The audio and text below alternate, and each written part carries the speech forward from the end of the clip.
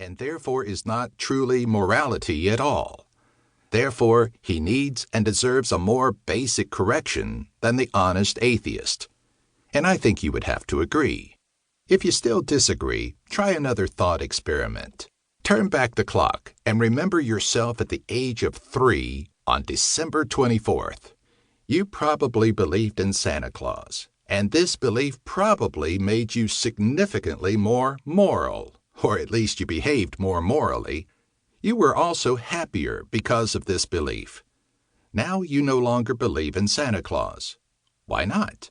For one reason only, because you are honest, and therefore do not want to believe what is not true, even if that belief gives you other benefits that are very significant, such as moral goodness and happiness, which are certainly two of the greatest of all goods. I appeal, therefore, to your tough-minded honesty, which you have just proved you have by your reaction to my 2 thought experiments. Honesty treats truth as a non-negotiable absolute. If you are not a Catholic, please do not become one unless and until you honestly believe that Catholicism is true. If you are a Catholic for any other reason than Catholicism's truth, if you believe that Catholicism is untrue, or probably untrue, but you are a Catholic anyway, or if you simply did not even care about whether it is true, then please question your motives and your honesty, and then question your religion. And if this honesty causes you to leave the church, please do. Thomas Aquinas says that remaining in the church, even though you believe it is false, is a mortal sin, a sin of hypocrisy, a sin against the absolute of honesty, a sin so serious that it is sufficient matter for eternal damnation if not repented of. On the other hand, if you leave the church, you are making a mistake. But if it is an honest mistake, and if your motive is the search for truth, God will bless you and your quest by rewarding your search and bringing you back to the truth. Seek, and you will find. See Matthew chapter 7, verse 7. As for me, I believe that Catholicism is true, and that's why I am a Catholic. 2.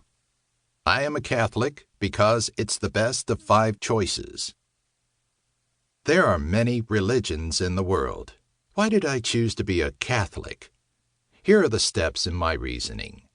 My first choice was between religion and no religion. Religion means a yoke or a binding back relationship. Religion is a relationship with God. God here is taken in the broadest sense as at least some higher power, something greater than us. So an atheist is one who believes that there is no God at all, and therefore there ought to be no religion at all. The arguments against atheism are well known. The 2 that are mentioned in the Bible are, 1, the evidence in nature. Who made it? Did the Big Bang just happen for no reason or cause? And why is it so intelligently designed? 2, the absoluteness of conscience. Why is it always morally wrong to disobey your conscience deliberately? Where did it get that absolute authority if it didn't come from God, but only from chance, genetics, evolution, society, or your parents, none of which are infallible? The 2 basic reasons I'm not an atheist are not my mother and father, but my conscience and my universe. My next choice was between one God and many gods. Polytheism is not a live option today. It's almost totally dead. I've never met a polytheist. In fact, in one sense, polytheism never existed because behind all the many gods of polytheism, we almost always find one supreme God. Something or somebody must be number one.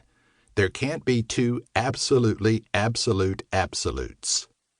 My next choice was between the God of the Bible, who personally created the universe, and the God of pantheism, the God of Upanishadic Hinduism, or the cosmic Buddha mind, or the Tao, or the Force of Star Wars, which is not a superhuman person with a moral will, but just a nameless mind or force or ideal. One reason for preferring biblical theism to pantheism is that the pantheist's God is everything, and therefore is evil.